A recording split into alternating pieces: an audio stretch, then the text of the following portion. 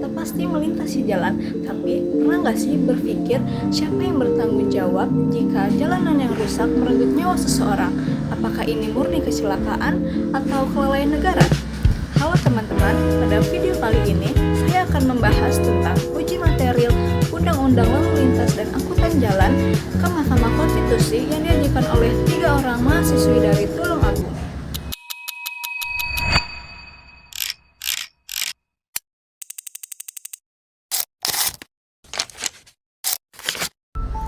Kasus ini berawal dari kondisi jalan yang rusak sering menjadi penyebab utama kecelakaan lalu lintas.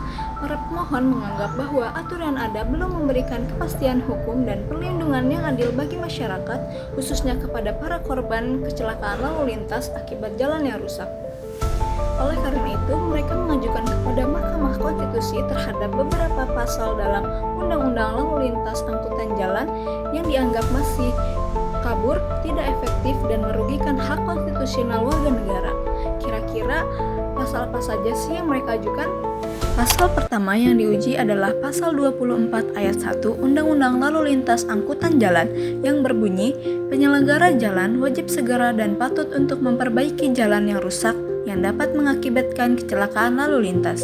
Masalah utama dari pasal ini adalah frasa segera dan patut yang tidak memiliki ukuran hukum yang jelas. Akibatnya, pasal ini sulit ditegakkan dan tidak memberikan kepastian hukum. Selain itu, pemohon juga menggugat pasal 273 ayat 1 Undang-Undang Lalu Lintas Angkutan Jalan yang mengatur sanksi pidana bagi penyelenggara jalan jika kelalaiannya menyebabkan kecelakaan.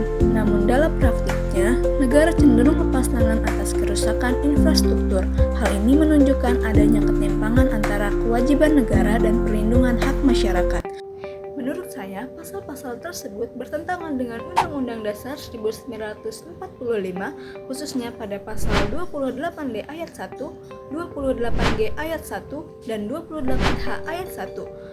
Jalan yang rusak dan jika dibiarkan berlarut-larut dapat mengancam keselamatan jiwa dan menunjukkan kelalaian negara dalam memenuhi kewajiban konstitusionalnya. Dalam kasus ini saya memposisikan pada pihak pro dalam uji material. Saya mendukung uji material ini karena negara tidak boleh hanya mengatur kewajiban masyarakat tetapi juga harus bertanggung jawab atas infrastrukturnya. Selanjutnya, frasa yang multitafsir harus diperjelas agar penegakan hukum efektif. Yang terakhir, keselamatan pengguna jalan adalah hak asasi warga negara. Jika pasal-pasal ini dibiarkan tanpa penafsiran yang tegas, maka korban kecelakaan akan terus berada pada posisi yang lemah.